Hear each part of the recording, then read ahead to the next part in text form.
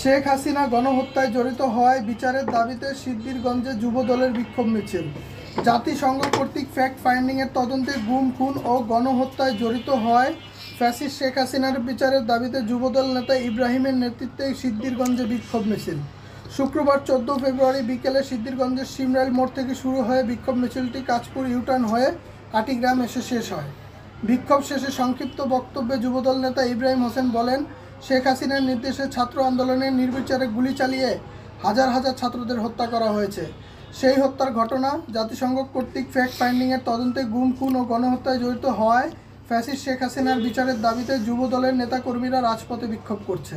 এ সময় উপস্থিত ছিলেন নারায়ণগঞ্জ জেলা বিএনপির সাবেক সহ স্বাস্থ্য বিষয়ক সম্পাদক মোহাম্মদ কবির হোসেন, নারায়ণগঞ্জ মহানগর ছাত্রদলের সাবেক সহ সম্পাদক সম্রাট আকবর, নারায়ণগঞ্জ মহানগর ছাত্রদলের সাবেক সহ সভাপতি সিফাতুর রহমান রাজু, মোহাম্মদ রুবেল মাহমুদ, সিদ্ধিরগঞ্জ থানা স্বেচ্ছাসেবক দলের নেতা মোহাম্মদ সেলিম মাহমুদ সহ অনেকে।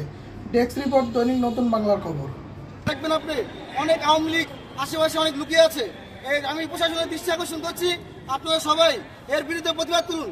আর আশেপাশে আমার যুবদলের সকল ভাই বোনদেরকে আমি বলতে চাই, আপনারা নিজ নিজ অবস্থান থেকে আপনারা প্রতিবাদ গড়ে তুলুন।